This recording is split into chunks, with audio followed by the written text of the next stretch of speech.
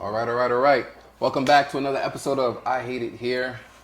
Today I have two good friends of mine. I have DJ Marz and I have Soprano.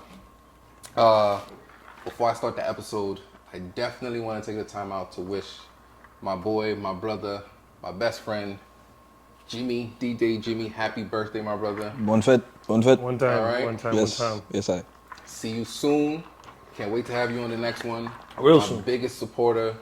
You know, every time I've thought about putting this mic down, you definitely talked me into it and giving me reason to keep pushing. And for that, I'll always love you. Happy birthday. See you soon. Yes, sir. All right. Now, we're going to introduce the two guests we have today. They're brand new to the show. And we're going to start off with GR. Hello, my name is THIER Soprano. From New York. I sing. I'm a businessman. I'm a family man. Got no kids, but I love my family. Love my family a lot. And I love music. So. Yeah, we're going to get to the music. Celebrity DJ Marz. Yeah. Long time in the making to get you on here, man. It's been a process, but we're here. We're here. What's going on with you, man? Talk to the people. What's up? I'm chilling. How y'all doing? I'm doing great. I'm here. We gonna talk. We gonna talk. All right, so we usually start off the show with our I Hate It Here moment of the week. And I'll go first. And I got two, actually. So I went to CVS today to buy 3 items, guys. 3 items. Some hydrocortisone, some Aquaphor, and some mouthwash. And my total was $48. That's crazy. I thought that was insane. I actually looked at the register and I said, do I really need this shit? But then I was like, yeah, I do. So I was like, it's $48 is a lot for 3 items. Oh. That's crazy. And that's crazy. It's worse at the grocery store. Oh yeah. And that's the current norm. Yeah, I don't like that norm. Yeah. That norm can go back where it came from. That shit is crazy. My second I Hate It Here moment of the week would be, I don't know if you guys saw it, but there's been a picture of Kamala Harris in like a blue lingerie bent over like the Oval Office table. You black people are so unserious. It's not even funny, son. Y'all wildin'. Like that was very unnecessary. We didn't need to see that. What was that? AI? It was definitely AI. Or somebody's really good with Photoshop. Somebody's phenomenal. It looked crazy. But that was unnecessary. Like, y'all gotta take this shit more serious, because that was nuts. But that was my 2 I Hate It Here moments of the week. Marz, what you got? Let's see. I hate the capping. There's a lot of capping going on, you know. When you look on your phone, it's capping. When you look at the news, it's capping. It's just capping everywhere. I don't. That's what I hate. I'm not a fan of it. You know, I'm more of a realist, but you know, that's just my thing. I don't know about y'all, but that's. Oh Lord. All right. Anybody you want to point out specifically who be capping?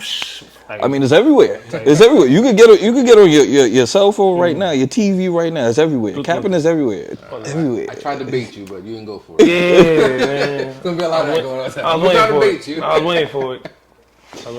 GR Soprano, what you got? Damn.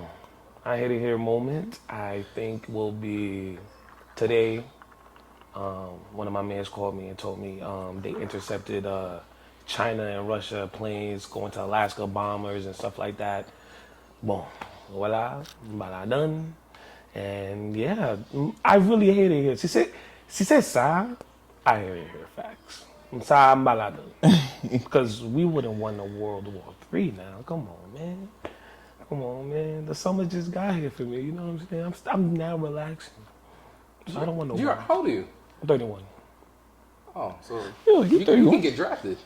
Babuzi, no? Babuzi. Ba ay sa pou jeune garçon, you know what I'm saying? 31 jeune garçon still. No, but you know, like we have new responsibilities. I don't think they need me. What them bal kuy la? Abdi bo. You know, man ba sa, Muslim, I'm God it. You know, T alert na telephone mo, you dim sa cafe. You know what I'm saying? T Amber alert you. You know what I'm saying? Malas. Citizen app. Literally, you know, one man, I'm good with that. Oh man. All right. Before we jump into the questions, ask y'all some personality questions real quick. So, Marz, we know you was just doing Sumfest. Huge, big stage, big event. What was that like? Yo, I ain't gonna lie to you. It felt like, not to sound crazy, I know we in Olympic season, but it felt like the Haitian Olympics, right? It was like Okay. they got the best of the best that represent the culture, wherever you from, that represents the culture. They put you on one stage and you gotta show up and show out. That's what it felt like. Okay. Yeah. Hold up. So Sumfest is not just a Haitian event? No. Like there was other non-Haitian art acts on the stage. Like Right, yeah, I know you had Shinshia Shinsia, was you there, had right. Kess there. You had even there were certain DJs that weren't even Haitian that were DJing also. Oh. Yeah, so it's literally like Haiti meets the world kind of thing. Yeah, yeah. Okay. What was that crowd like when Shinsia talked about the food? Honestly, they was hype about it. Where They were was you hype. at that moment? You was backstage? At that moment, I was definitely on. Like we had, like the artist had a different setup, right? So I was on the side of the speaker when she was talking. What she was Okay. talking, yeah. But I don't know. Like when I was watching her whole show, the whole thing, they was hype. They was hype. Yeah, Okay. yeah. Okay. All right. Yeah. GR. You took me back just now. I just had to think about that. You recently threw a concert at your house. Yo, this man's crazy. How did we get there? Because I got a text. No, yeah, I got an invitation through Instagram. Sounded like it was gonna be a nice, calm event. I'm thinking I'm about to go over there, get a burger, get a hot dog, chill, listen to some music. Then the next post I see concert speakers. I see my boy T Woosh doing the equalizer. I'm like, wait a minute, what's about to happen here? Your man Not is once did I serious. figured it would be a band. Then I saw the drums come out and I sang up the string. I was like, wait a minute. First of all, did you play that with Rockville Center? How the hell do you not get shut down? And yeah, how did we get there? Boom. No, we forgot one good part. The rain. Oh yes, we're gonna definitely throw the rain in there. OTF always say that I have the cops on the payroll. C'est pas comme ça. We find out you're a kingpin out here. That's not c'est pas comme ça. Pretty much, July 4th. Usually every year for the past 4 years since COVID, I throw something like a little gathering for my birthday. This year was different because I decided to be in Miami performing with ICLA and OTF, the label. So I decided I didn't do nothing in New York. Voyager, bah, ça me retourné, July arrivé. They was like, yo, faut qu'on fasse by New York. Cool. I found by cool. I'm down low. Unfortunately, God rest my best friend Ron Los passed away on like the Saturday, I think. For the Monday. Yeah, rest in peace. Me personally, I wasn't in the headspace of doing anything. So I said, okay, no problem. July 4th comes. That's also the anniversary of my grandfather that passed away. So I said, no problem. We're gonna celebrate. Because usually the year before that, he would be here celebrating as well, like my man. So I said, yo, not feeling bad guy. Yo, literally, first person I call my man, I call Oscar. I say, yo, vin la ka la, nou pa nan je. Il les Manitos, the gang player, OTF member, yo, vin la ka la, one time. Rude boy, Conga play, OTF, pull up. That's my brothers. So let's tighten up. I'm gonna jibba you. The whole time we're saying, I've been saying I wanted to do a tiny desk. Cause I feel like the compa would love something like that. Like we used to have that in our culture with the like Duba, so nigga by first uncle. I said I was gonna do a tiny desk for us. We do it our way.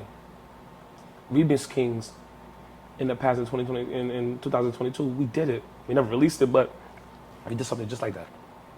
Never got there. No problem. We chilling. I say, yo, let me think of something. Took my phone. Yo, listen.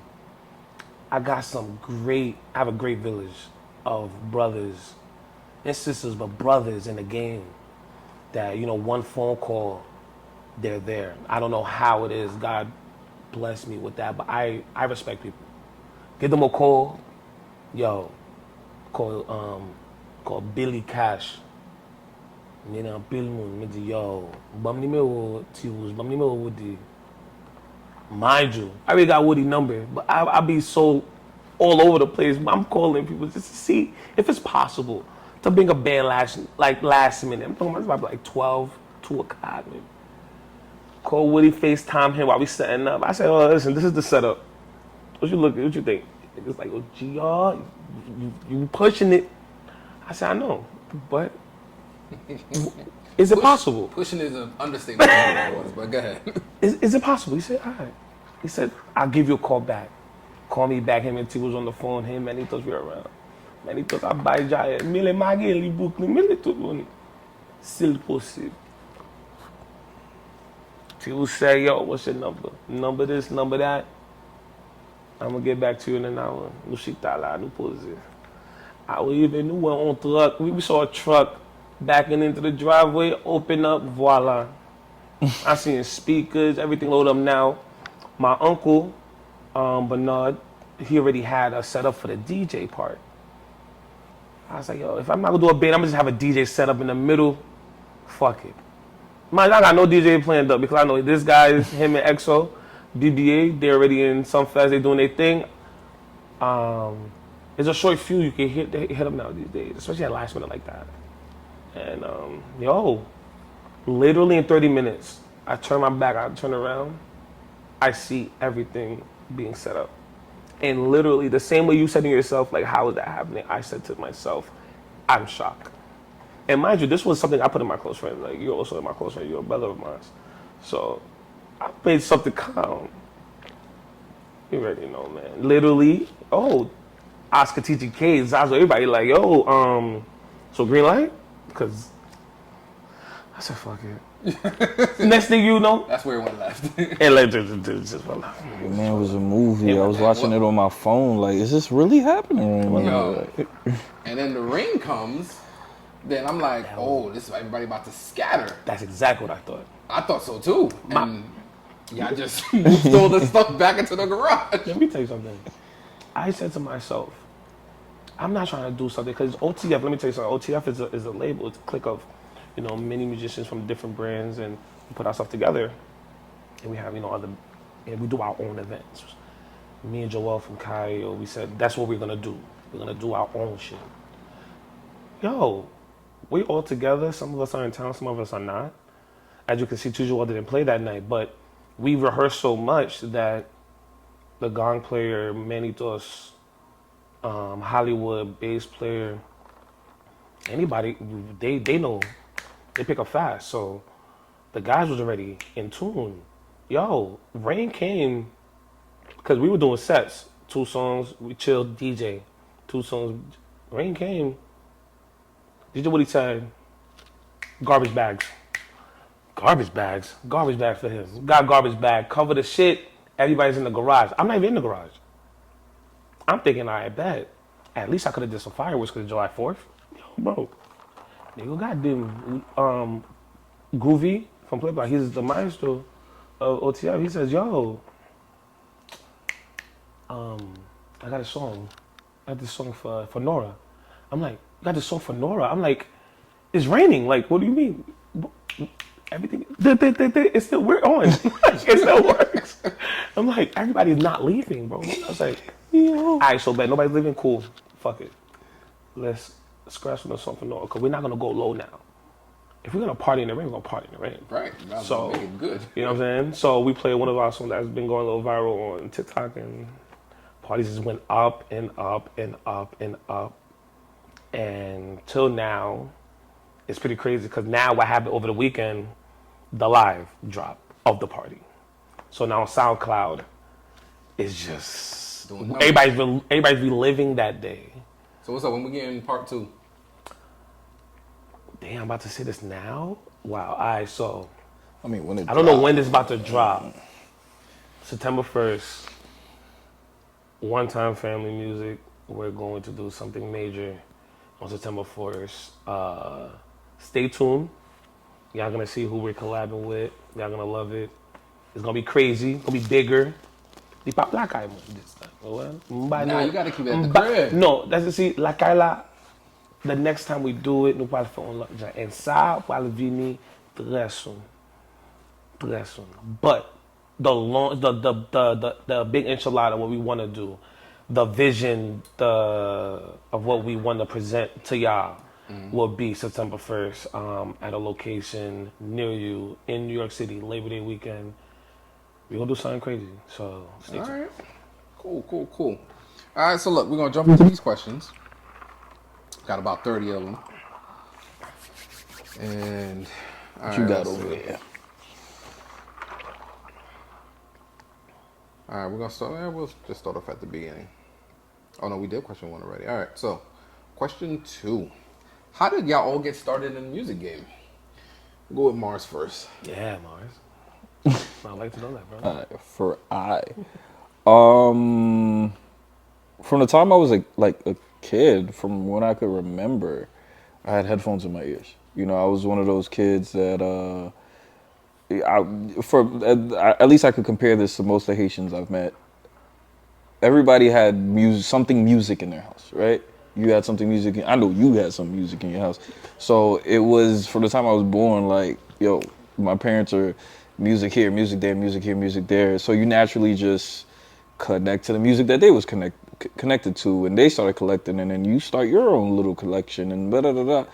That out of nowhere transformed into, you know, me learning how to use the equipment. And I had a good homie of mine pull up to the crib one day. He's like, yo, you know how to DJ? I didn't even know I was DJing. I just knew knew how to use the equipment. That turned into what you see today. Yeah. Nice. That's the best way I could put it for you. And how old were you then? You were like, what, 6, 7, 8, 10? Like I said, from the time I could remember, at least, like what I could tell you is for sure, let's just say if I remember life starting at 3 years old for me, like when I could actually remember things, I remember at that age I'm hearing like Magnum Band, Tabu Combo, things like that. And then, you know, that obviously crossed over with the era. Yeah. Okay. Yeah. All right, cool. GR? From a kid, I'll always love music. Same for Marz. You know, you see me taking pictures. You see me in pictures as a kid, like probably like 2 with a headset on. Same thing. Like, and for my father, my mother as well. They love music. My family also is in music, so I always used to listen to the old school double combos, like he said, System Band and Sky Shy. You know what I'm saying? Man, he would mention that. That was in my thing. They're classical. You know what I'm saying? I was more of a I love the festival. Okay. Because one thing my mother loved to see festivals, she used to go out and see the shows and stuff. So seeing it on the little cassettes, you know, the DVDs, you just see everybody turned up. You're like, wow, this is dope. Seeing what the music do. And one person I used to take advantage of looking at was 99, Tabu Combo's 30th anniversary in Paris, in Zenith. And yeah, man, and I saw Eman, the drummer, in this armor-looking thing. I was like, oh nah. And he had the symbol up there. I'm like, oh, I want to be that guy. Mind you, everybody's getting crazy. My parents tossed me into little pianos and stuff. I said, nah, that drummer, I want to be that drummer. I started playing drums crazy. And then I chilled.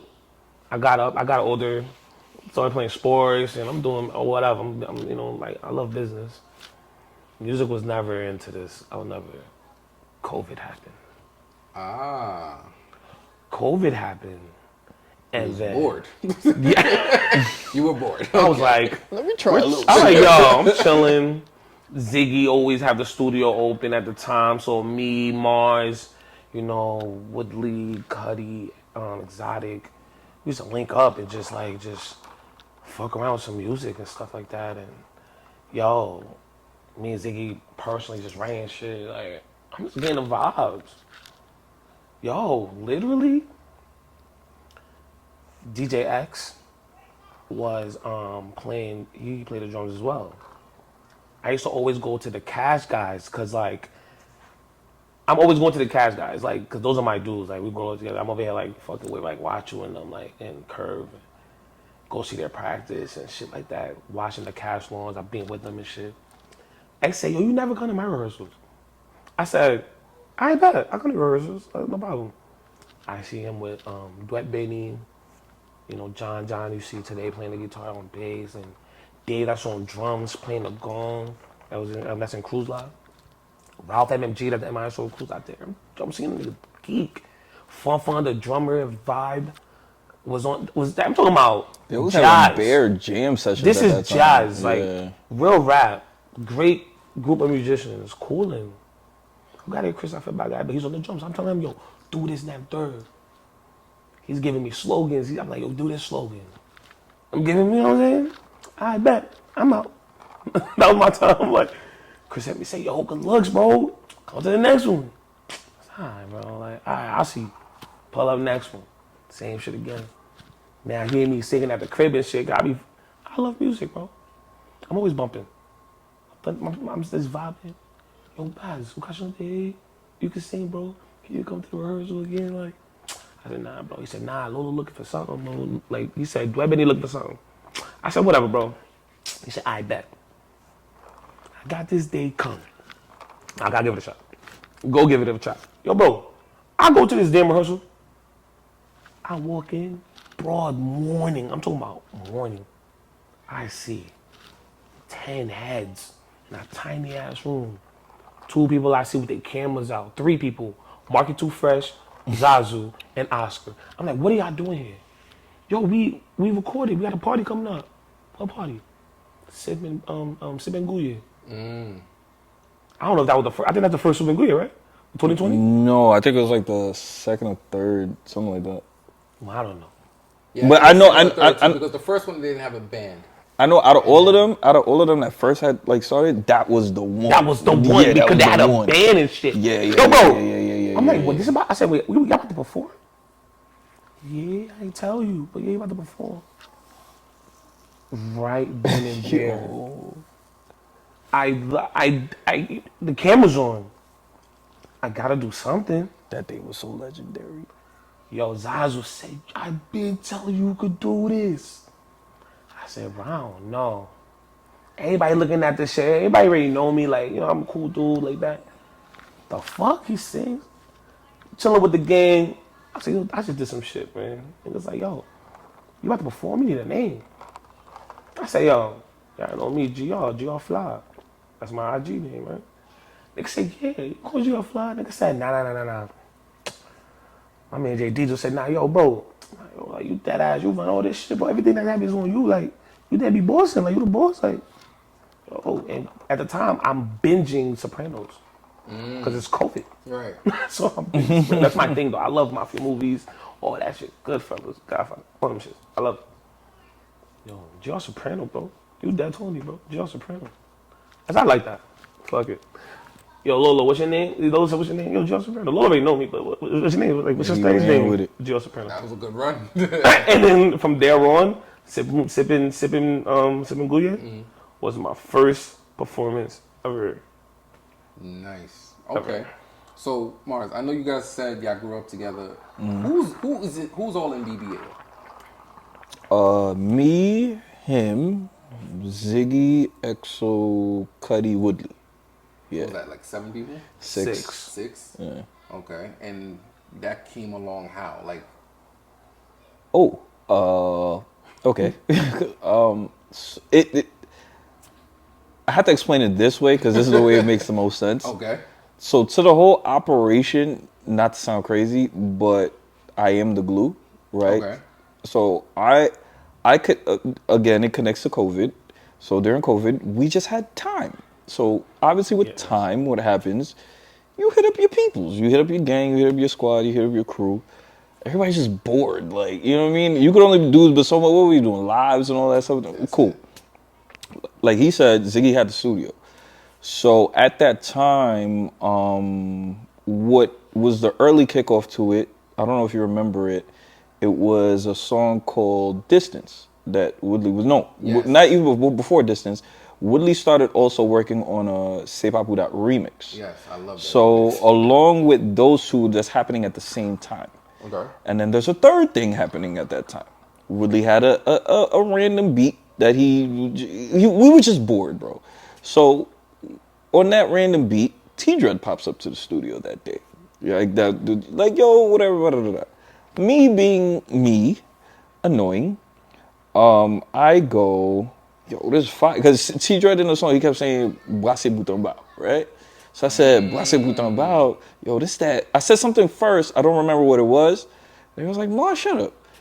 But then on the second try, I kept saying, nah, this that Boise Bouton Bao. This that BBA right there. The way it started was because they said, yo, if Marz keeps saying this and this is annoying, that's the name of the song. That turns into everywhere we went, it was like pandemonium because of that party the Sippin' Guye. Because he's like, yo, BBA, this is what we on, this is what we doing. Cool. Literally, that whole party was like, listen, much love to TGK, much love to Marky, but y'all know we took the night over, bro. Y'all know everywhere you went in the party, BBA, like you couldn't run away from it. It was pandemonium. Even still to this day, like sometimes we might cut off the music and we let the people go BBA. I've seen it with my own eyes. People go, I said, what that about? Like, it's a movement. You know what I mean? So still hits. It, but at the same time, we didn't just let it be a movement. We also acknowledged, like, yo, let's shine the light on it being a brotherhood too. You know what I'm saying? Like, because at the same token, it's like we didn't allow people to narrate. At least we didn't allow people to lead us on our journey. You know what I mean? We led our own journey and we brought the people along with us. You know what I mean? So that's what BBA is for us. You know what I mean? So it's grown, beyond, just it literally was just a joke, bro. Like we all the brothers, but just to see what it's grown into, and then to see a guy like Alan Covey, the legendary Alan Covey, jump on the wave and be like, yo, I'm rocking with it. Michael Gillen jump on the wave, yo, I'm rocking with it. Lee Covey jump on the wave, yo, I'm rocking with it. Everybody else jumping on the wave, even Oswald too, like, just to see so many people just take part of the movement and just to see it continuously grow and grow and grow off of something that we just started off with love and we were just bored, that's so fire to me, bro. So fire. Nice. So fire. Nah, Yeah. I remember when I first heard that slogan, BBA, and it was like BBA all the way or what's it? I was like, yo, this shit is fire. Yeah. That shit definitely gets the people going. It's provocative. We gotta give a mention to Woodley because we didn't believe in it all the way. Ah. We didn't believe in it all the way. He was like, trust me. Yeah, cool. Nah, It worked. Definitely kicks it into high gear. Cause you go BBA all the way. I said, oh my god. Sipping Guye, what happened? I'm on stage, I'm getting me cool. Woodley literally mid-show popped up with the yo, I got the stuff. You thought you brought the bait. He got a bag full of shirts. I said, yo. I said, why BBA? I said, bad. So we started passing it. Ziggy wearing his, you feel me? I said, babe, right, BBA all the way. The mic everywhere all night. All night. Like, we're holding that shit up like a flag. Like, I honestly, I'm not gonna hold you. Like, I felt like that was the beginning of the new generation. Easily. With TGK. Easily. And BBA. Easily.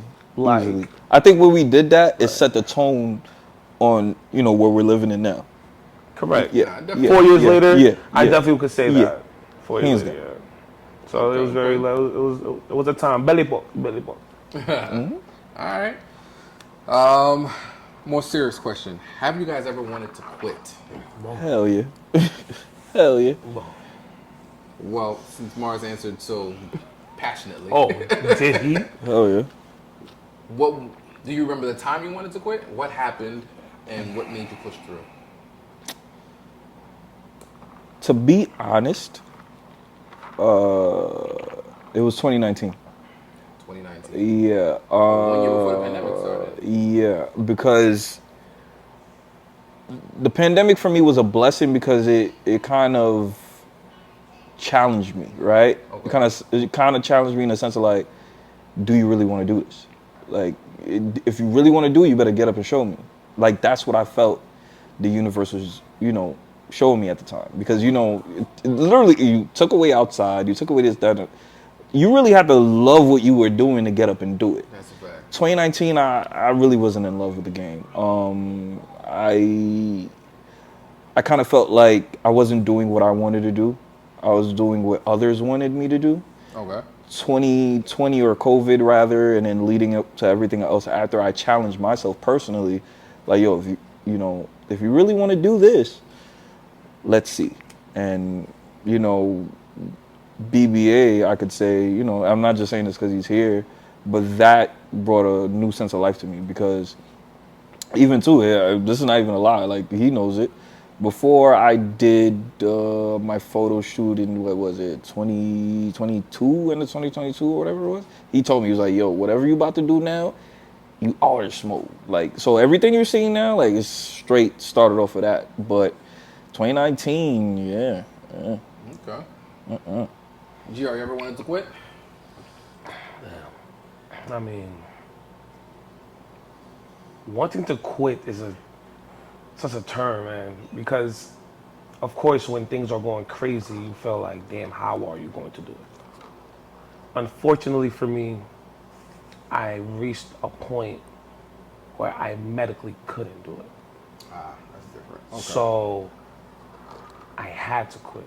And it's fucked up. It's fucked up because, shout out to my boys, Red Cat and Lively, Turn Up King.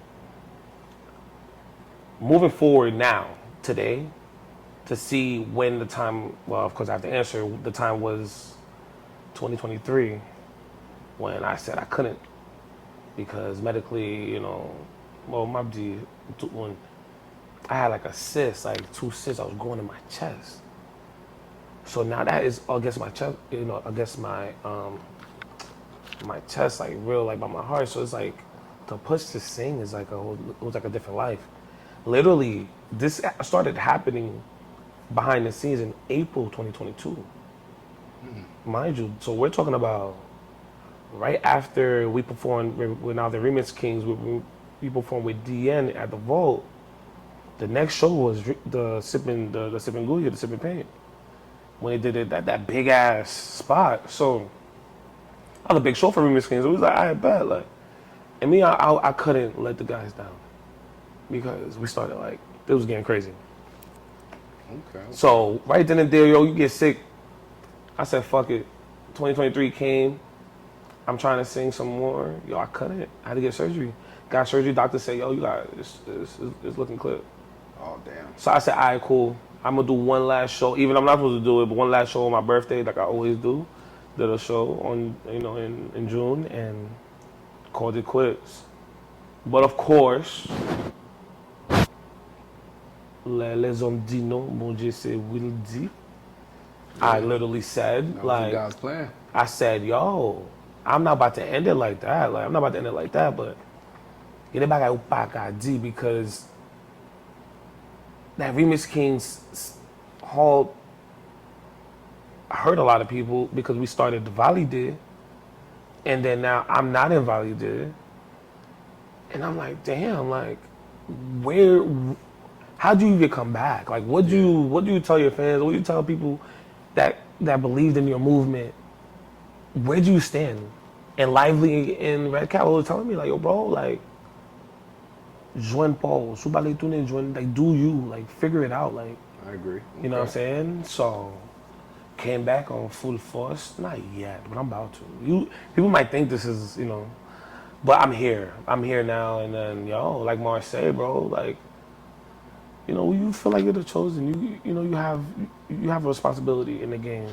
Okay. So, I knew my purpose. So here's a fun fact. So the pianist in Remix Kings? DP. Huh? DP? No, King Keys. I forgot what y'all call him. I know him by his government name. Keezus? Yes, Keezus. Keezus. It's my brother. Dread Keezus? Yeah. Really? Yeah. That's crazy. Small world, right? Yeah, super Keezus small. original. Yeah. That's what's up. It's my brother. Wait, like real brother? Yeah. Word? Yeah. Oh, wow. Oh, so fun, Mickey, man. He must be. Wow, that's a cool dude, bro. Yeah. That's what's up. Yeah, me sit there, fait partie. Yeah, bro, cool dude, bro. Like I said, see, hearing stuff like that, I'm not gonna hold you. Since that breakup, bro, everywhere I go, Remix King's this, Remix King's that, Remix King's, Remix King's, Remix That's King's. crazy. I think about it. I do I live say, right. yo, like, you relived those Yeah, that was a moments. good. That was a belly poke. Oh my God, that was I'm the gonna. one. I think up on you about women. See, listen, man, That first song they dropped was that remix to the Show Me. Show Me. Yo, that was gonna propel them into listen, another man. stratosphere. Y'all took that pause the same time Impulsive took the pause. I'm just saying. That was crazy to know. Remix Kids and Impossible took a halt at the same time when we were literally looking at Impossible like that. Like we did a gig with Kai and Impossible. Yo, even though mind you, we're playing with a brand new setup. We have a Jamaican drummer that's not even Haitian. Yeah. Let me tell you something. Like our idea of the game was not what Compa was. They was ready developing for. a new concept, but still, with room to grow. You know, Okay. because you have to. We literally we sat there and looked at the game like there gotta be something new, even though it might. Because you understand, shout out to SB, man, came through with all his heart, took Jamaican, took the language, took the rhythm, took the music, digested. You already know some drummer's gonna be like, oh, he don't have the Haitian swing. Duh, he's not Haitian. Like, but was he playing? You fucking hell yeah, he was. Damn, And that's dope. I didn't even know that. and Yeah, he we was went Jamaican. we went into that show on Labor Day 2022 against Kai and Impossible, and boy, we gave him a show. And then to hear, to get the vibes like from the guys, from the peers. Quando aí você do Blue Facebook, eu digo, meio que lá dentro, eu digo, niggas suck. Nah, they had no. But They had no choice but to respect. They had no that, so. choice, bro. They saw what was going on, bro. To literally see Impossible rise, and then Remix Kings, and then Remix Kings trying to do their thing, cause we was about to drop a couple original tracks for the first time, and things kind of just we took a different direction, that was in our control. I will honestly take accountability of that, and All right. we're here, but you never know. You never know. So talking about breakups, this question is for Marz. So, Marz, you departed from your last team, Oh no. and I'm sure that was traumatic in a way because probably was there for a while and that brotherhood or whatever.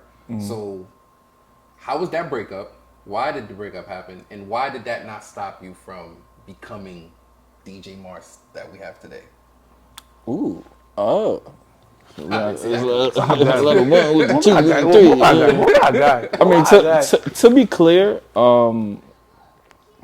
I've been a part of multiple, teams in my tenure. I just felt like it was time for me to just grow and do something else. You know what I mean? I wanted new challenges, and I think, it reached its, what do they call that? It reached it reached the ceiling. I don't think where I was at, there's anything more I could have done that needed to get done. Okay. I think I reached a point, and as I mentioned 2019, I think COVID showed me like, it's okay to challenge yourself. It's okay to want more. It's okay to do more. It's okay to expect more. And I think there would not be the Marz you see today if it wasn't for those challenges. You know what I mean? Like, a lot of what I'm doing now is the responsibility I take because it's like, not only am I representing myself, I'm representing the town. You know what I mean? When I step outside, they don't look at me as just DJ Marz. They're like, yo, that's Marz from New York. So I'm representing the whole city when I'm outside. So that's a different responsibility. And where I was at, I, couldn't really shine a light on that. So I had to go fight for that and gain that for myself. And, now we get to enjoy the artist. You know what I mean? So here we are. Yeah. If an olive branch was given to you to maybe rekindle that or go back to that, would you? Nah. I kind of feel like it's nostalgia. You know what I'm saying? Like it's a epoch. We all lived it. We all enjoyed it. That was a great time in our life. But I kind of believe that everybody who was around for that era moved on. You know what I mean? Like, to be fair, Because like, funny thing is, I landed on a mix on SoundCloud with you and your prior team on there. That shit was hitting. I was like, yeah, damn, this it was was a a good time. time. But I mean, to be fair, right? Like, yeah, we all love Carry Me. You love Carry Me, I love Carry Me, you love Carry Me. But I ain't gonna front, Kai and Vibe is the thing. True. You know what I mean? I love my little Upavli. I love my little Abizim. You know what I mean? That's a fact. So it's like, I kind of feel like it made the game interesting. Okay. You know, I kind of feel like, you know, it added a different color that we never thought we'd see. So for that, I appreciate it. But where I'm at, I'm good. You know? Okay. Yeah. That was perfect. Okay. Biggest obstacle I actually think we covered this because the biggest obstacle you faced during COVID, since COVID, kind of spoke about that. All right. All right. What genres of music do you specialize in, Marz? So hold on, before you answer the question. So I think one of your slogans or something I see online is the Trap Compa King. What's that about? Because is there trap compa? Is that a genre that I don't know about? Like, Nah, all right. So my upbringing in DJ culture or industry culture, so to speak, was a little non-traditional compared to, you know, the Jaspers that's here, right? So, and I'm not saying to sit down any of our DJs in the culture, but the way I was raised with DJ culture was, I was heavy in the college market, and I was also heavy in the hip hop, urban, Caribbean market. okay.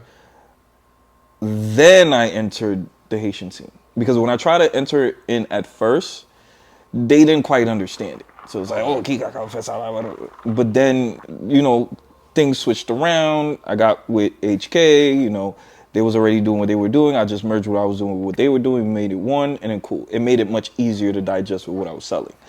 So part of that is now you have a guy that has the background of the hip hop side, but now he also knows the compa stuff too. Like, really knows it just as much as the top dogs in the Haitian game know it too. But at the same time, you switch over to the hip hop side and know all of that. So instead of running from who I am, I just embraced it. Yo, I got the trap, I got the compa side with me, what we doing? And then during COVID, I just shined the light on it and say, yo, this is what it is. And then, you know, that turned into production and XYZ, but, you know, that's what it is. Got it. Okay. Yeah. Okay. So, what is your favorite part about being a DJ? Controlling the mood. Okay. Controlling the mood. The ability to walk into a spot and say you sad for the night, say you want to, you know, dance with somebody for the night, and I walk into the spot, somebody goes, yo, Marz, you need to get on right now. Just by the time I get to the third record, everybody's mood is adjusted. That power, undefeated. Okay. Yeah. GR? What's your favorite part about being a musician? Favorite part about that? Damn, I mean, the vibe that transpires between you and them. Like, Yeah, I could imagine like being in that garage, you performing, and you're just seeing that overlay of people. Even for you, Listen. Marz, just being on stage at Sumfest and you just looking out and just seeing thousands of people. That feeling gotta be like the best part of It's like, euphoric, honestly. yeah, it's like, I was funny like, thing is, I never been, me personally, like, I never been, see that garage that was,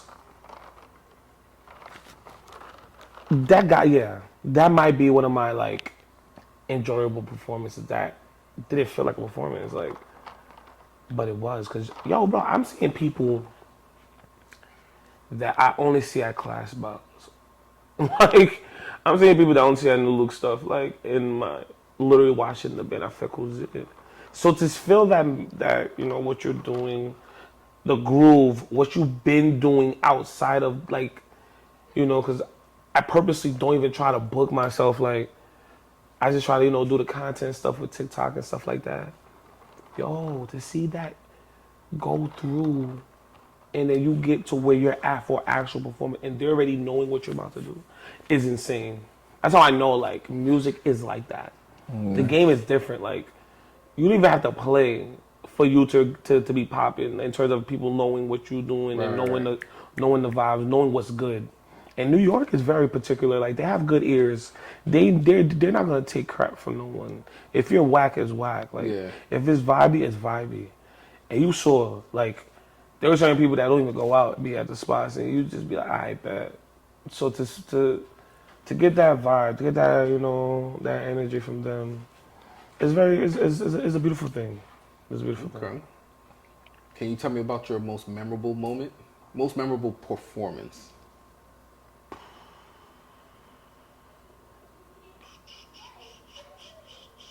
Sounds like it was Sipping Gui. Yeah.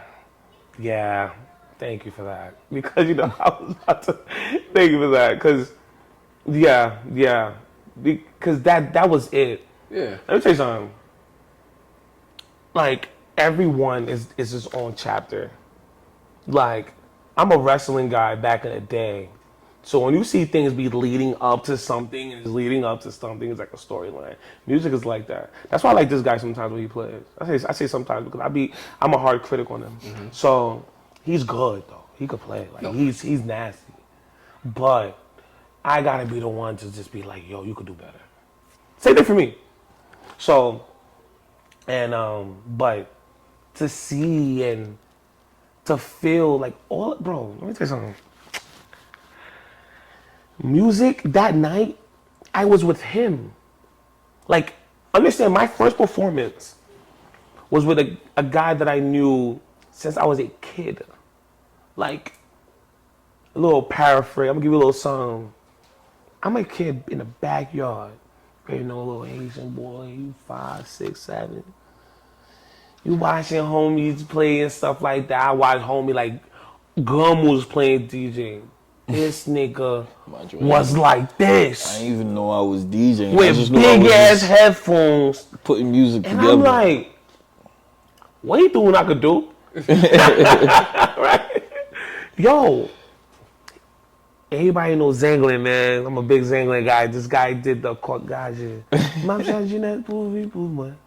Yo, he did the original song.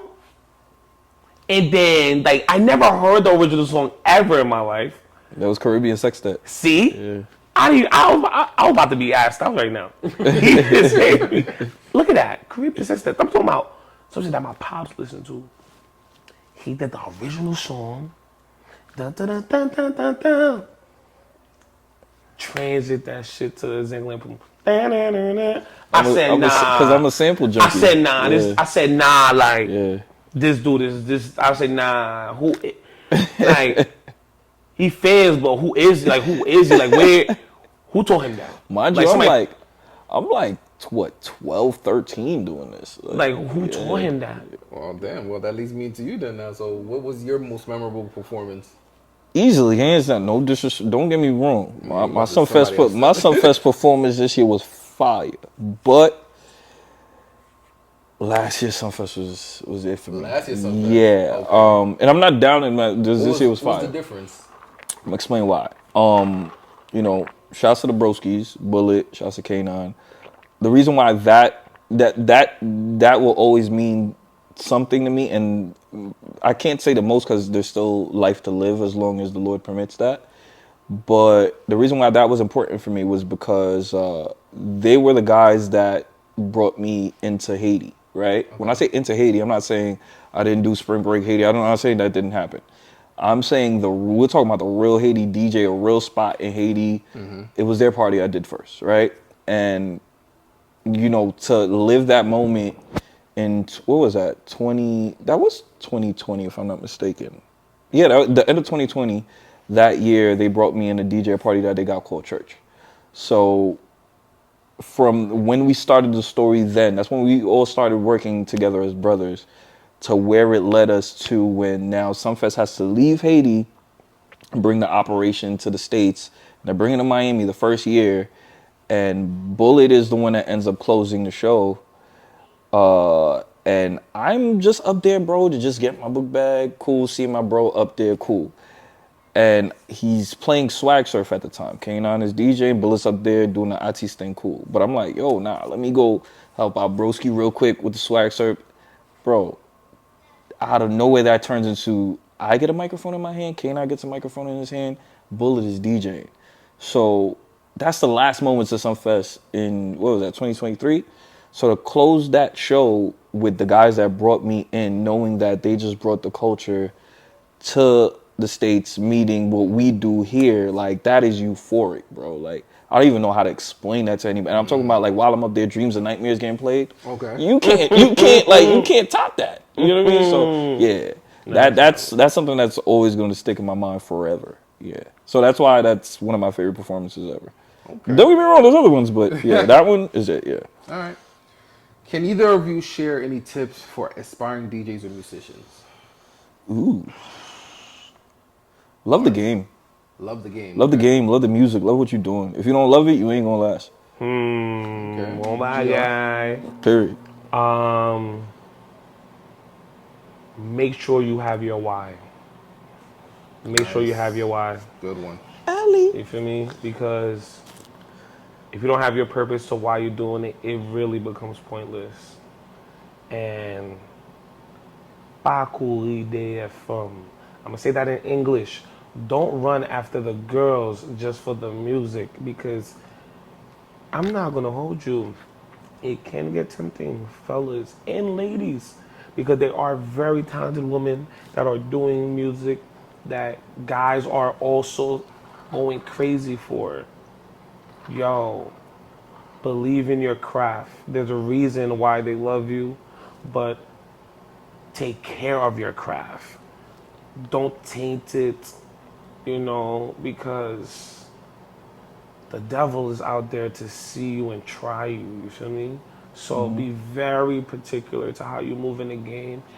Have your why, and God's go live. It's gonna work, it's gonna vibe, you feel me? Is there any specific venues or event that you dream of performing at? I have one. Okay. I have one. I definitely want to touch the Zenith stage in Paris, because like I said, I grew up, I saw Tabu Como there, cool. Bercy. You know what I'm saying? Bercy in Europe. I wanna do that. That looks like a venue that will do. And I would love to bless the Sunfest stage, because every time he talks about it now, I'm like thinking about it like, those are my crowd, those are my, you know what I'm saying? Those are my rowdy guys. So you know what I'm first ain't saying? that bad, You know what I'm saying? Like, those are mine, you feel me? I'm a posing type of dude. They be posing and bobbing, you feel me? Are you watching the vids? Yo, people that go to Sunfest, I salute y'all. People that enjoy that, keep enjoying it. One time for the one time. All right, Marz? Okay. I could answer this two ways. Event, I would love, I'm a manifester, so I would love to DJ at, or not even DJ, because we performing now. Type shit. Coachella. Okay. That's a vibe. Venue wise, and this has always been a personal goal of mine, Madison Square Garden. Okay. I had a feeling you was gonna go with Madison Square. Yeah. But you caught me off guard with Coachella. If you were to got hired to play at Coachella, what would that set look like? I can't leak that. That's personal goals. Can't leak that. I like that. Can't leak that. Can't leak You won't that. leak that. Fine. Can't leak that. Can't. Would you introduce that crowd to Haitian music? Of course. Of course. How much? Because I feel like Haitian DJs, they'll get into a different crowd, and instead of like giving enough music, I feel like they might tease with like one song. And then they leave it, and then they go back to like hip hop, R&B. What I told you when I got here, I said today we not gonna cap. We gonna keep it 100. Like, what my thing is, like, the blessing that has come with being a part of the Sunfest brand and seeing how the other guys work in XYZ. I see my influence in the room is to be that Joshua voice, to be the person that takes what I'm learning in that room, take what I have in the States, and show it to the world. You know what I'm saying? Okay. I feel like, Haitian music in general, can't even label it as compa. Like we got Laborai, we got all of this stuff that the world is waiting to hear, and we have the power of that button. Let's press that button, especially if we're in the room. Why do you think Haitian music hasn't gone mainstream yet? It's our fault. It's our fault. Yes, it's our fault. The people are. Hold on. I'm gonna tell you. I'm gonna tell you why. Okay. Right? As you just said it. There's been multiple times I've been in a spot. And I'm not gonna shine a light on whomever did it, but there's been multiple times I've been in a spot, and you know, there's powers that be that can shine a light on our music, and they're not playing the right songs. You know what I'm saying? Like, there's no reason as to why. No disrespect to, you know, a song like Deeper. I love Deeper, but Deeper is not even a Haitian artist. You know what I'm saying? So, or even like we even take it back to the Kassav days. Zoukla, Medicament, right? That's not a Haitian song. Right. But let's make it fair now. There's no reason as to why in current modern time we're not playing the Joes. We're not playing even my dog Mike, he got Jessica. You know what I mean? Like, we need those records in the other spots. People are waiting to hear these songs. You know what I mean? So why can't it be broken? Why are we scared to play it? I don't even know. Why is it that when I go to a spot, it's not a language barrier. Why is it that when I go to a spot, my fellow Haitian DJs want to play hip hop music? That is the perfect time to shine your talent. Show what you got. If we was in the Olympics right now, what was you gonna do? That's true. You know what I mean? And again, I don't think it's a language barrier with our music, because you have Afro beats. Niggas is singing Davido, bro, Burna Boy. We don't know what the Look fuck at Oswald album he just dropped. One of the songs is the whole thing is in English. Come over. That's my boy. But yeah, come over. All right, so with a song like that, right? Yes. Why isn't Hot 97 playing it? Why isn't 105.1 playing it? That's where, again, the powers that be, we connect that conversation. I'm having that conversation with those guys over there. They're getting in tune. That's in their laptops. If they choose to play it, that's on them. But that conversation's happening. Yeah, but how do we push it? Like, how do we get them to actually play it? Let me tell Again, you that's where guys like me come in. Let me tell you something. Look at the platform that we're talking about, High 97. How many Haitian DJs have passed through in the last 5 to 10 years? A lot. That stayed though. Like I'm talking about stayed? that literally gave them something that the other DJs is not giving them already that they have. Cause understand, like I feel like me personally, I feel like you have DJs that go in there. You have no choice but to show your culture. But what also have to follow is us as Haitians to ask for that. That's what the Latin community have done. So they go to their radios and say like, "Yo, I want to hear Bad Bunny. Like, I want to hear my artists play." So I have a question, and maybe you guys can shed some light on this. There once was a DJ that every Haitian Flag Day would be on Hot 97 and would play Haitian music, right? It would happen for that one day only. Just for that one day. For that one day. Mm-hmm. And there'd be time to get like spotlight timings, like at 11 p.m. or sometime during the weekend or whatever. Mm-hmm. I know Chow has like a Sunday show or something like that. Mm-hmm. Cool. I know Chow has a whole bunch of Haitian music in it. He definitely does his thing. Shout out to Chow. So, he definitely does. My dog. Why haven't the ones that have those specific times on the radio every weekend or whatever day it is, why do you think they're not pushing it just as much as anything else? I can't. This is the thing. Let me not bust the chops pause on everybody, right? Because I know for sure, and this is my personal experience with Chow. I've given music to Chow, and I've broken down like, yo, do this, do that, do that, do that, and he'll take that and turn it into his own thing and actually play it. So I gotta defend the broski, but. Even too with Nori, it's the same conversation. Like, yo, pass on the music to them, they do their thing. So it's there. And two, on top of that, I can't fault the outside guys that are not Haitian on it because they're eager to learn. Like what is it in Creole? The envy is there. The want is there. So it's like I fault guys within our own culture for not taking it that serious. You know what I mean? Because again, like, you mean to tell me the first Black Republic is fighting to make sure its music is heard is crazy to me. It's crazy. That's insane. You mean it like no disrespect to none of the islands, but we had our independence before everybody else. Before they even knew a note was a note. Like, we had our foot through the door. You get what I'm saying? So why is it that we're the last in place in terms of getting our music to cross over? There's been Afrobeat records that I hear that sound like compa. Yeah. So why? And mind you, there's even Afrobeat remixes that got compa on it. Why are we scared to play those records? Yeah. But then when the outsiders hear those records, it's like, yo, give me that, give me that, give me that. Facts. Because funny thing is, there's an Afrobeat song that I guess it's a compa song or a Rabudai song. Film THIER from. Oh yeah, Yuvikaze. That's yeah. There is a Afrobeat song that is on the That's Confessions. same That's a flip of tempo, Confessions. The same BPM as everything. No, I'm you like, take it a remix, Kings of Me. Like I feel like when the Afrobeat version of that song hits the radio, that's the perfect transition into that Film Vikaze. Let me tell you something. We got to get this together, guys. And then where you go? Where you go back to that? What is that? BBA. BBA. Let me tell you something. Remix Kings. See, that's why I said shout out to the Remix Kings guys. Shout out to. So maybe we get them back together.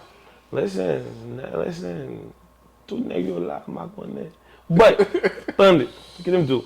Remix Kings came through, right? With the song. Album. With the remix, the song came. You wanna bum, wanna chill with the big boys? Cool. We in the studio, niggas just fed by side. DP, Marco Polo, Champ John Smith, niggas. One time, fed by. Mind you, we have a whole album, an EP that's on iTunes right now. Check it out. After All Still, Remix Kings. Go check it out. With remixing, like I'm talking about remix from every like genre, like from Usher, all that. Okay. You hear our music, we're going to different clubs. Like I'm talking about urban parties in BK. I'm hearing Show Me, You Remind Me of Something. And they played the whole thing. The whole thing. So I'm talking about, that song was it's like 34 minutes. Okay, cool, next. Burna Boy, wanna chill with the big boys? Cool. A person right now on SoundCloud put it on their mix. Now and they made us get copyrighted now, and then we can't even get it on because everybody wanted that mix. Yeah. I'm over here. They have what that thing called that y'all do with DJ Mario. You talking about when we was in when I was in Montreal? Yes. Yeah, Fubar. Yeah. Yo, bro, yeah. I'm chilling, going through stories. I'm watching the song getting played, and I'm like, no fucking way. Yeah, nah, they was going crazy. Dang, hold on. Mm-hmm. How do you balance your personal life with your career in music? Yo. You just do it. Yo. Just do it. You just get it done. Facts. I just had a conversation with a close friend, and personal life technically doesn't become personal anymore. So you have to be very cautious of that. Try to separate it. I try my best. Sometimes I fail. I'm not gonna hold you, but the show must continue. Okay. The show must continue. Like where we're at right now today, you have to You have to fight. So make sure everybody is happy. You literally come last. Okay. Yeah. So when does GR Soprano get put to the side and you just are you? I don't know. So you're telling me you're GR Soprano 24/7? No, I'm okay. No, well, actually, no. Like I actually throughout the week I handle business like accounting and everything like that. Actually, like real business. Okay, is that what you do for a living? Yes. So you're in finance? Yeah, I'm in finance. Nice. Okay. So, and I'm also about to graduate too. Well, like I'm about to get vibe.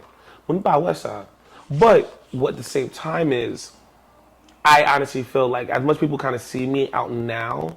Yo, that was a minute I wasn't. Like, I don't go out to parties. I don't do none of that. I tried because, first of all, they say you have to go out. That's bullshit. You don't. But you gotta show love together. You gotta show love. No. Show love is different. I'm talking about actually going out. Like, certain times people kind of just be sitting around. Like, showing love is completely different. Like, I literally go to the source. I will go to a person like Marky. I will go to a Jazzy. I'll go to whoever. New Jazzy, like the Money Mike, DJ Vid, like, Danny, next IOCs. I'll be like, yo, one time, Vit, what up? Because get on thamba way, you know what I'm saying? Get on thamba way, like, but you have to go out and see, and what that does, you have to sacrifice your personal time. Okay. You have to sacrifice your personal time. You really have to sacrifice that, and and make sure everybody's happy. That's why I say you come last, bro. Okay. You come last in terms of personal life. Marz. No, bro. Again, you just gotta do it. You just gotta do it. There's no complaints, nothing else to even say. You just gotta do it. Sometimes I'll be even trying to figure out like how I do it, but I've learned to just move with time. Okay. Even if you got scheduled, just move with time. So when you're not being DJ Marz, what does that life look like? I'm always being DJ Marz. Oh, it's DJ Marz 24/7. Like there'll be days. What's your 9 to 5? So I've been doing this. Like the only job I've ever worked, and I could go on record and saying it, and it's a blessing. Right before I turned 21, I said I'm not gonna let 21 hit me working in McDonald's. McDonald's was the only establishment I ever worked at. High school job, get your cool. But when I was in the people I was working with, still to this day, they'll tell you.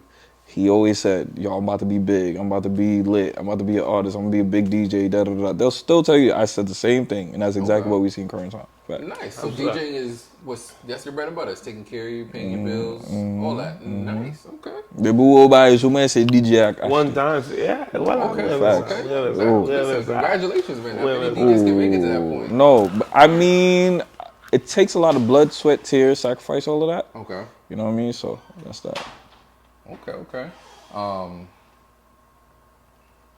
Yes, sir. All right. So while we're on the topic of more personal questions, are you guys single? GR. Bon, This nigga said bon. Zola, bagging bag. You know, bagging bag. Vle bag la do. Vle bag la. Bagging bag. Okay. Bagging bag. Marz. I mean, ce n'est pas les taxes. Ce n'est pas les taxes. On file taxe mais aux gens.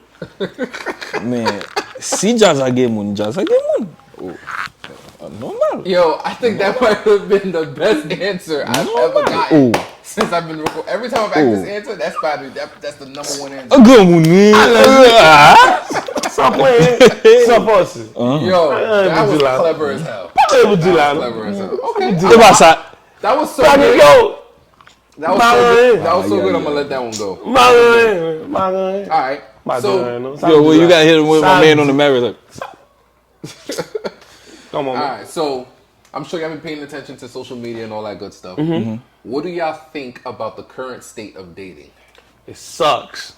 Social media makes it trash. Yes, it does. Let me tell you something, especially for people like us, because the perception is already vagabond, nigga, Haitian bad guy, Haitian men, whatever. Don't cheat, so I'm not sure what they got exactly, that right. But like I said, when you're also in the public eye, you know what I'm saying? When you're in the public eye, it kind of gets very.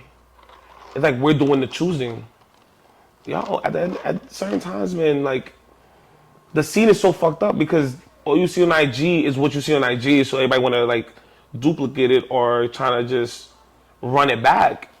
Life is not what you see. Like people don't understand the scars and the pain behind what you see going on there before they're recording. So, Marz, what you think? I kind of feel like social media affects the dating market, right? Because, and I'm not saying this is my situation. I'm just saying those other situations I know that are out there like that. Say if you chop it up with one person, you might have somebody else in that person's DM sending little ticket, tiflet. That didn't exist 20 years ago. Definitely did. You know what I'm saying? So it makes the dynamics different. It raises the stakes. A lot of relationships that you thought would have lasted don't last because of that. So I definitely feel like social media changes that. The phone changes that. Like you could just be on the phone just vibing. You liking a celebrity picture, you getting blacked on. Like it's a different game now, bro. Funny. It's different. I can't like nothing on Instagram without getting in trouble. Bro, you gotta hold on to your loved ones tight. You know what I mean? It's a different game. All right. No, serious. What do you guys want y'all girls to bring to the table? Well, me personally, I'm a very big believer by prepping for tomorrow. So I always put myself as like, I could do this big ass empire, but when I'm not here, can you do it? Okay. Can you take care of the fort? Can you run the ship? So that is that's what I need for a female to bring to the table is her leadership, her intelligence, her wit, her courage, and not a quitter. I'm talking about a fighter. We always say ride or die. No, we're gonna ride till we die. It's not about ride or. Like, we're gonna ride till the end, till the wheels fall off. So, I like that. Okay. You know what I'm saying? Marz? I'm boss minded. You gotta be a boss just like me. So when, boss la sick or vice versa, we holding each other down. You know what I mean? That's what I look for. Okay. That's me. Are you guys providers? Yeah, man. Yeah, man. But you know what it is though? I say I'm laughing because I'm not gonna hold you. This day and age, women are getting to the bag. A lot of women are, and I love it. And that's why we getting more bosses. Like, we getting more bosses as women. So, being a provider is it's kind of cliche now because I'm going on IG and shit, and you got niggas getting taken care of, and everybody doing whatever the case may be, and females are cool with it. So I'm like, damn, like, for me, like, the old school way is kind of out the water now. Everybody getting to it. Females are really living in it, like, being like, I'm independent, I get my own, I got my own, you get yours. Cool. You know what I'm saying? So it's like, what can you do? Like, I'm the type of person, I'm always trying to pay the bill. And shorty be like, I want to take you out. Like, nah, I'm good. Nah, let me take you out. You got it. I'm not about to fight you. You know what I'm saying? So it's like, you kind of see it this day and age about a lot of women independent. Yo, let me tell you something. During COVID, all that shit, that's when I actually saw like women actually going into sections and copping their own section and shit. Back in the day, I never used to see that. I mean, everybody was getting a large check. Tie, stay me, down. They gonna pull it up. Marz, what you think? You a provider? Of course I'm a provider. Of course. Okay, so then that leads to the next question. Are you guys 50-50 type of men, or y'all providing the whole damn thing? Fuck it. I'm with it. But I'm too shy like shit. But take care, so give you want the whole pie. No, but take 50-50 comes in different forms. Okay. So 50-50, mka fait some people say, I build your body, but nettoyer kai la. Take care of the kids. Do all that extra shit. Do all the tiny little stuff. That's a whole nother half. Because without that, you cannot move out the crib. Understand that. If your crib is fucked up, kids are not taking care of all that stuff, how you live in your crib? To make sure and you have a clear head to do your job efficiently to come back and redo it again. Okay. Come on, it's like, so I feel like women, for me, they got their half. They got their half. Marz? Oh, what? Am I a provider? Yeah, no. Are you a 50-50 type of guy, or are you providing the whole pie? It depends. It depends. Why I say it depends, I'm not saying that I can't handle the whole 100% because I can. That's never a problem. I feel as though it's a game. Like, let's get challenging on it. Like, some days me, some days you, some days it's both. I don't know. It's. I feel like partnerships. Whatever works for you. Yeah, partnerships are just that. I don't want nobody to just be on some just my woman vibes. I want us to be bosses together. You know what I mean? True, like, yeah. Same way. Like, not to say I look at my woman as like one of the bros. That's not what I'm saying. But you my, like, not to say dog sounds crazy, but it's like you mine. Like, you know what I'm saying? Like, you the G. You know what I mean? You there. So it's okay. That's the mindset. All right. You got to be the bestie. That's a fact. That's a fact. That's a fact. That's a fact. Being a best friend in a relationship, yeah, and that's being a fact. That partnership, like, I agree with you. It makes it fun. Yeah, it makes it fun. You have to. A challenge. Yo, you run into so many people in this world, men and women. The best thing you can have is a best friend and your confidant within your woman. Of course. So you could keep that within y'all. You can shit on other people, shit between yourselves. Y'all can throw whatever, but it's between y'all. So we go to that 50-50. If you want to take care of what you got to take care of, but do what you want to do. But just know I got you. For me, I got you. Here's a good one. Do black women make y'all feel safe? What? Yeah. Yeah. Hold on. Marz is saying yeah. Yeah. Yeah? Yeah. I mean, at least the ones I've encountered. I was going to say, the ones you've encountered have made you feel That's a safe. fact, yeah. They So good. you felt like all the girls you've encountered, past relationships or whatever, you felt that you could always be vulnerable. They won't throw it back in your face, use it against you or anything like that. I can't say that for every girl I've dated because there's women that they throw things back in your face and X, Y, but then you learn that I don't know if it's because I've matured with life and understood things a bit better. Mm-hmm. Everybody has a different background. You know what I'm saying? Everybody who was raised a certain way in X, Y, Z, so you can't even pin that on them. But at the same time, what I do know is if a woman is fighting you that much, is because she loves you. You know what I'm saying? And if she's taking it to that place, it's because she wants the union to be at its best place. And sometimes they don't even mean to be so toxic and XYZ, throwing certain things at you. It just happens. So I just think, we got to understand things better. We just, carry on and do better. That's it. Okay. Yeah. Jerry, got any take on that? Do black women make me feel safe? Yes, y'all do. Yeah, definitely. You sound like there's going to be a button there. You know why? Because, like I said, nowadays, I'm single, so understand, like, when you're dating, like, you run into a lot of strong women nowadays because of the trauma that they endured. Mm-hmm. So when you see somebody lashing out, they're lashing out. Of course, I have somebody close to me right now, you know what I'm saying?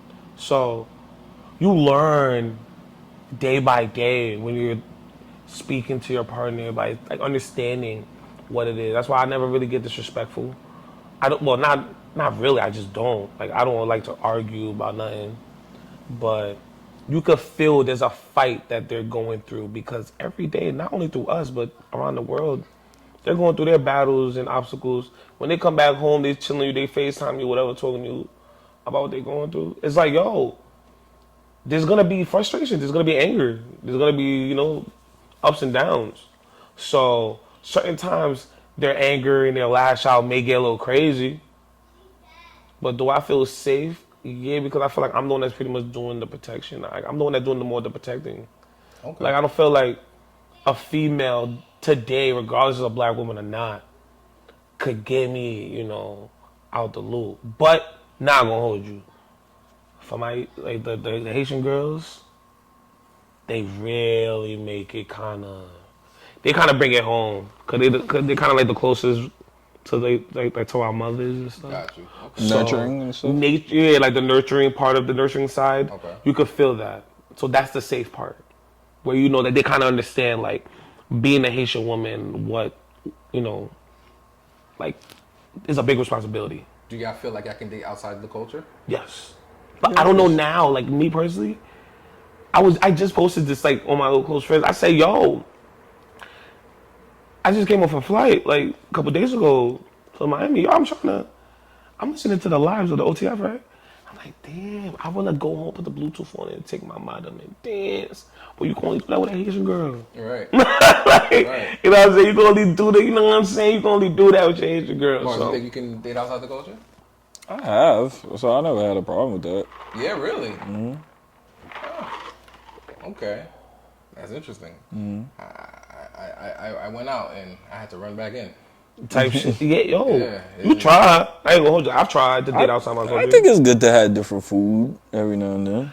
Listen, for me, like where I was in the place I dated like, Jamaican, Spanish.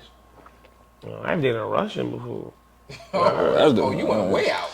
Dating is dope, but dating, like I said, dating is something different. Actually, vodka coughing, I never cuffed. Right? I never cuffed a blunt. I never cuffed a blunt. But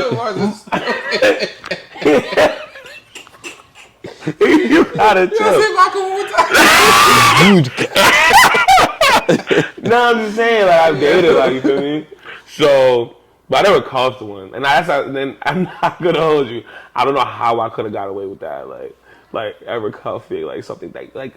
But it's because my mom, like my parents are very. You could bring a Russian girl home. Yo, I don't know how that even would be. Like my mom talk, like she be like, oh, she'll black, like she'll turn up. That's why I'm like, to control my mother, I had to get a Haitian girl. Like, watch what you say. Like, you can't talk that. You can't talk crazy now. So that's why I said for me personally, man, like. Dating outside the culture right now is gonna fuck up with my vibe, but I'm not against it because women could attack your heart and they just be perfect for you. You know what I'm saying? Gotcha. So I'm a person like I'm always open to whatever. You know what I'm saying? Because you just be they're down as like Caucasian females and Trini females, Chinese females, everybody. Like, they're mad cool. Like that really understand simply because they was raised in Brooklyn, they were raised in Queens. Like the melting pot of New York could really kind of change the perspective of how you kind of see your shit. So me personally speaking, it depends on where you're from. Like if you're not kind of wrapped up into what society's kind of going on, and you just to yourself, and we can vibe. Like I'm an earthy guy, like for me. So all right. Well, look, we're gonna wrap this up. I got one last question for Marz because so there was another fellow DJ that said I can't get you to denounce him. Whoa.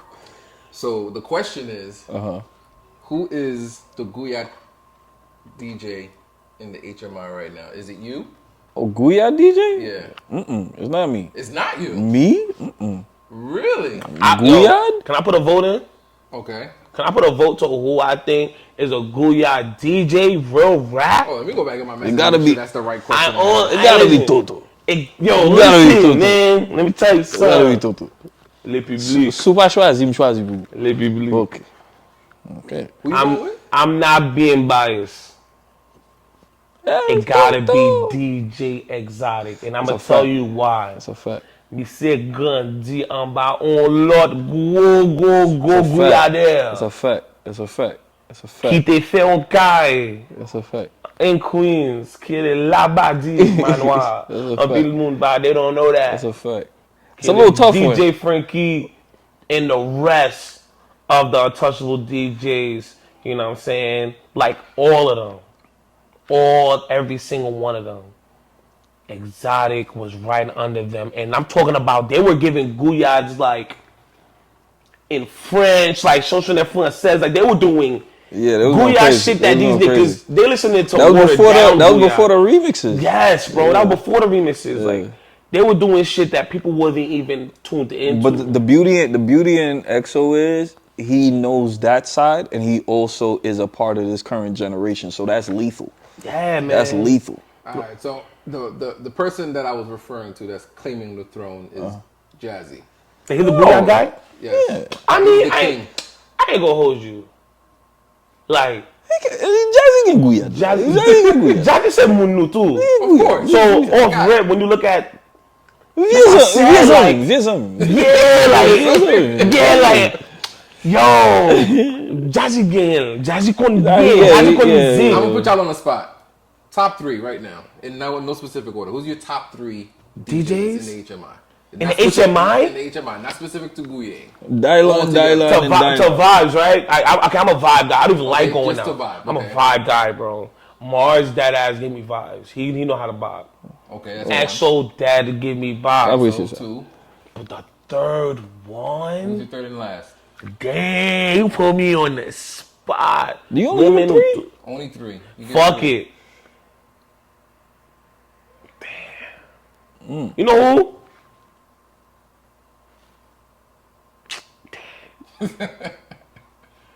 Jimmy, my dog. 3 not enough. But I know 3 is not enough. 3 not enough. I handicapped it on purpose, but I want to see who your top 3 is. Lover.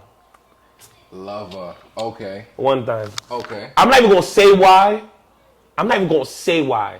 But if y'all know me and the way I bop on stage, you see Lover when he on the mic and he's playing what he's playing. Lover give power. That's true. Yo, guys. One time. Okay. I'm well. Oh, for me? Top 3. You can include yourself in your top 3. I was. What you doing? Well, now you can't. Now you can't. No, I am. No cap. I work hard for that. I understand that. I but work bro, hard for hold that. on. Okay. We'll rap for You the top culture. 3. For the culture. I'm For gonna. the culture. Let them show the culture. Who do you see besides yourself vibing the way you like to vibe? Alright. That's good. Okay. One time, yo, I'm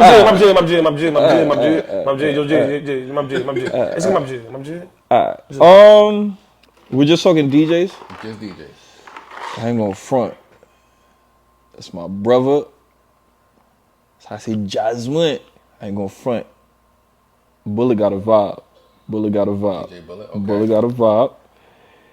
I don't know. Oh, you went I don't up know. there. I don't know if I could still call this guy a DJ because he's not anymore, in my opinion. I think he's more of an artist, performer. So I'm not gonna say Tony because Tony's converted into a full blown artist now. Yeah. But I just gotta put the name out there. You still got 2 more. So with 2 more being said,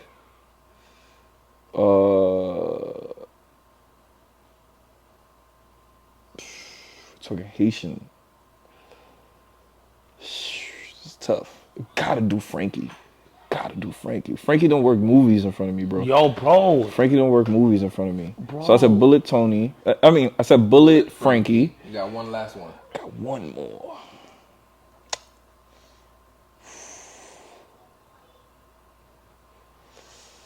Personally, if we're talking Haitian, and I can't do the so I thought from it. And I'm not, and again, this is nothing personal. This is just my vibes. I'm an old school guy. Take me to Platinum D. Platinum D. Platinum D is. Platinum D. I ain't gonna hold you. Platinum D. Yes. Platinum D. I'll take that one. You know why? Because I say that because, again, the reason why I mentioned Bullet is because when we talk about like who's playing Gabo Die in the sound and he understands like carnival music, not a lot of people get that.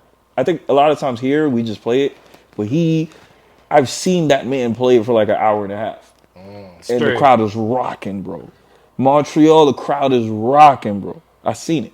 Now, as far as Frankie goes, the reason why I mentioned Frankie, when I say he's worked movies, I've as a young guy still, I've snuck into Labaji and seen what a sweaty Labaji do. And this is before LEDs on Type shit. Platinum D. The reason why I say Platinum D is because aside from Upaka Fesa and XYZ, his remixes set the tone on an era. You get what I'm saying? Yeah. Yes, we know Senkla and all of this stuff, and those are more performance based. I'm talking about just DJing. I've seen, and I've worked with this guy too, Platinum D. I've seen him work Magic, and they set the tone on a lot of what we have now. So then we could go to the offsprings and what that creates. But it all starts with the home base, and I felt like the home bases is where it's at. Okay. That's why those are my guys. All right. So, and I'm not negating from Toto. I love Toto. Crazy. But that's where I'm at. That's crazy. I like y'all talk to it. Y'all that was cool. That was cool. But yo, Platinum D, I really want to know Platinum D. Don't get me wrong. Platinum D is cool. Nah, bro. Platinum D, I don't even think I ever saw it. You got his remix, right? He got a different version. That's tough. Right? I bet. I see. Bro, man. All right, look, we're going to wrap this up. Have my fete with your fete. My guys is trust me. All right, look, Marz, take us out. So what do you got coming out? What do you got coming up? Parties, mixtapes, concerts? All right. You guys will, by the time this drops, you guys will start to understand that, we definitely fully engaged in artist mode. So a lot of what you used to know is what you used to know. We about to show you a whole different vibe, a whole different show. Sunfest was just to set the tone on that, but expect music. That's a fact. Expect music. As a matter of fact, I got a session in a few hours. I mean, so that's on the way. And it's not just me. The brothers is here with me. One part of one sixth of the family's here. So yeah, or two of the six. But we here, so it's just like it's just. Watch the evolution. That's all I can say. Watch the evolution. I don't want to leak too much, but continue to watch the evolution. Enjoy it. It's not just for me. It's for all of you guys. For all of us. We're going to take the culture to the next level. Type shit. Type shit. You've already told us what to expect, so... Yo. I wasn't gonna... Real quick. Okay. Album coming soon. A new project coming soon. I'm giving it Van Befton Bekabu. New project coming soon. One Time Family Music is a label. You're going to see bands under the label, as you can see already. But it's going to come out officially very soon. September 1st, we're launching. We're gonna fuck Jose BB all the way. One time Empire LLC, OTF. Allo Etel. Nale. All right, guys. That's it for today's episode. Please like, subscribe, follow, share, all that good stuff. And one announcement. Listen, guys, I know I'm doing a 3-part series. The last episode was the men's roundtable. We're supposed to do the females next. I am looking for female candidates to come on the show to talk y'all shit, bash niggas, whatever it is that y'all want to do. And answer the questions that the guys have for you ladies so we can kind of decide, which part needs to take accountability for the dating scene. If you're interested in coming on the show, please DM me, send me a message. I will respond back. I'll get you on and we can figure out some kind of scheduling. And until then, that episode's going to be on hold until I can get like 3 females. So, again, hit me up. Let me know. And on that, we're out.